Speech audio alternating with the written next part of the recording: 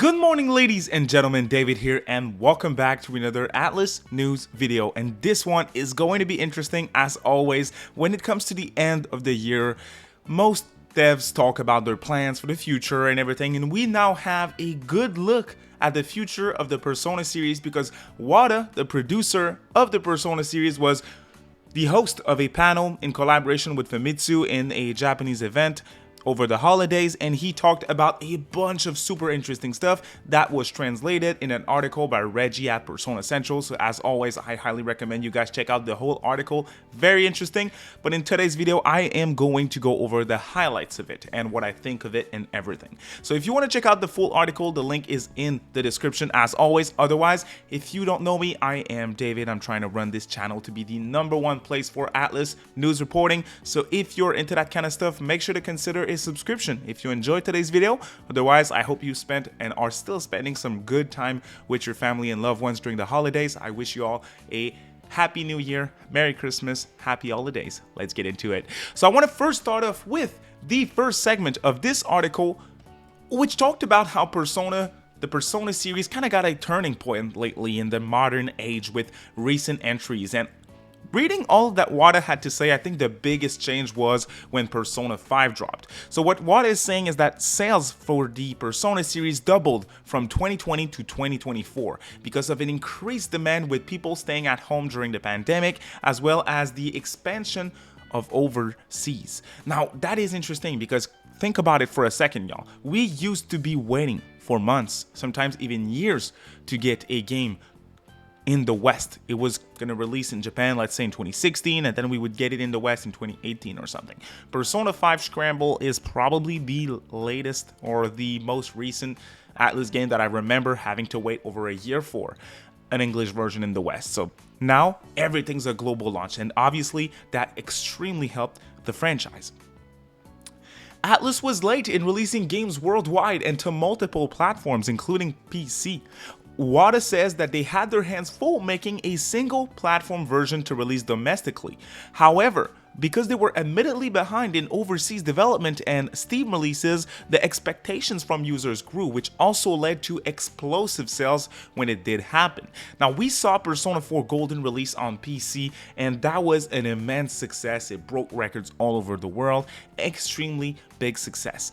After Shin Megami Tensei 5 dropped in 2021, that's when the gates were fully open. We saw a ton of multi-platform releases. Crazy stuff. Like all the Persona games are all on all platforms. Metaphor released on most platforms. Persona 5 Tactica released on all platforms. Everything is playable everywhere nowadays. And when there's an Atlus logo that pops up in some sort of E3 show or Summer Games Fest or Game Awards or everything, we are now expecting both a global launch and a multi-platform launch, which is a good thing for fans, obviously, but it's so cool to hear that it's also a good thing for Atlus. Because if Atlus wins, we win. If they succeed, we get more games. Wada also talked about the key points that, in his opinion, are responsible for the massive growth of the Persona series. He mentioned Persona 5 Royal's release, which received critical acclaim. Now, I said that myself. I think pretty much everything changed for Atlus after Persona 5 dropped Royal, but even the first Persona 5 version of the game, insane support. Then he says, support for multi-platforms, including PC. Thank you. That is good to hear. I 1000% agree. Active participation in the digital market. I think that's their way to say it, like DLC, season passes, microtransactions and everything. Worldwide expansion through simultaneous releases in 15 different languages, expanded beyond games into various media such as anime, live performances, 2.5D stage adaptations, establishing an environment where each of these works can interact with each other. And this is something that must not be underestimated. The fact that they have events now, that they have concerts, that they have press events, that they're present at shows, at Tokyo Game Show. You could play Metaphor. You could play Metaphor at Anime Expo. They had this preview event that I was blessed to be a part of. Now, this is the type of stuff that makes the difference for a small publisher like an Atlus. Obviously, they're backed by Sega, but Atlus is still, at the end of the day, a niche Japanese role-playing game developer, right? The genre is niche in and of itself. Now, what most of y'all have been waiting for, I am sure, the future of the Persona series.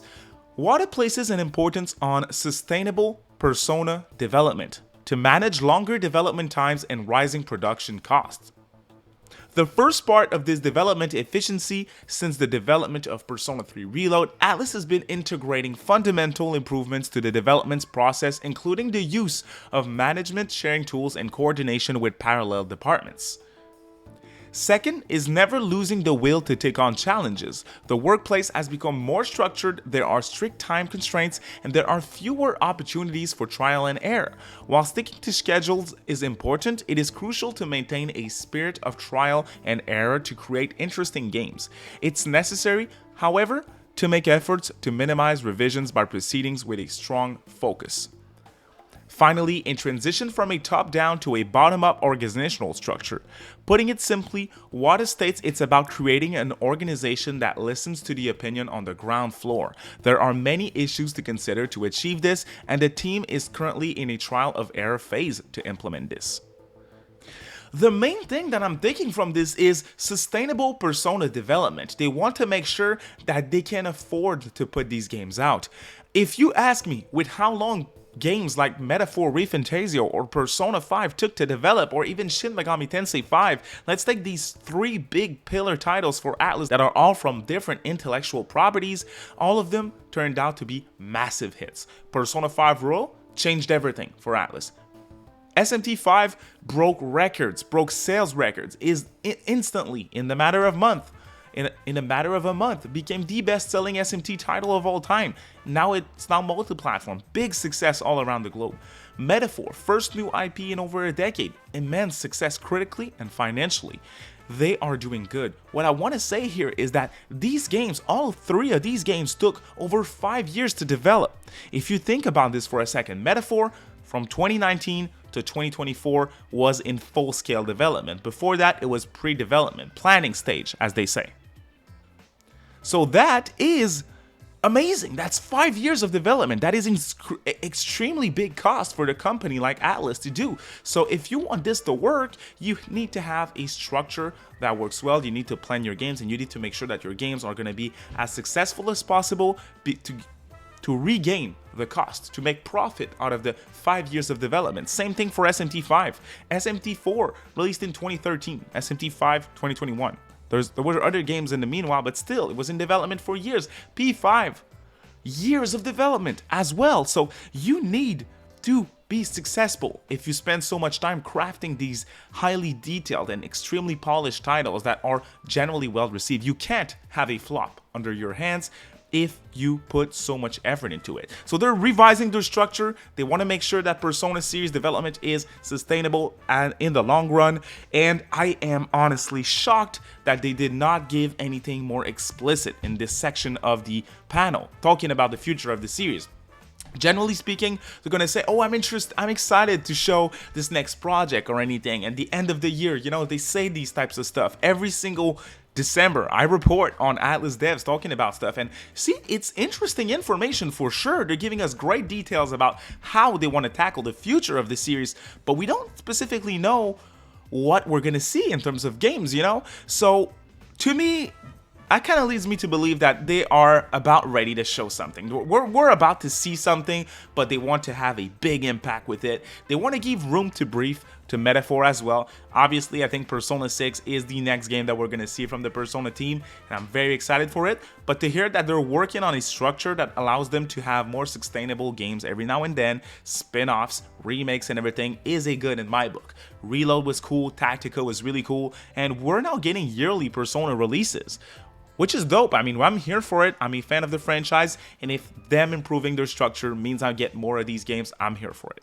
There was one last thing that I wanted to talk about here, and it's the fact that Wada was asked a bunch of questions in a Q&A section during the panel, but one thing that he was asked about specifically was really interesting to me. So here we go, quote, when asked about how much freedom Wada has in thinking about the protagonist design during the planning stage of a Persona game, and what has inspired them to make students the main characters along with a male protagonist, Wada gave the following answer, quote, Persona is a coming-of-age story. The setting that best encapsulates this theme features students who are on the cusp of adulthood. Another part of it is that being a student is something most people have experienced, so it's very easy to resonate with.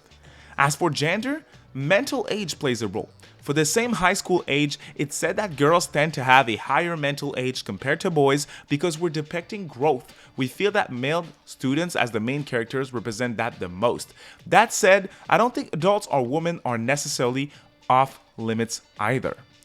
That is also super interesting. And to me, the reasoning that they have behind a student male protagonist, it kind of makes sense. But now you're not counting re-releases, you're 6 mainline Persona games in. So for Persona 6, the 7th installment, you are absolutely able to move on from these reasons that you gave us here in this panel and give us a female adult protagonist or anything different. I would be here for it. I think it works. I think the team are talented enough. The writers at Persona team are talented enough. I think there's a way to make it work. And I only think that once we see Persona 6, we're going to know what they do. But I'm still very much hoping for something very different when it comes to the protagonist of Persona 6. So once again, you guys, thank you so much for watching today's video. I really appreciate it. I hope you have a great day, a great rest of your week as well. And we'll see you next time. Bye.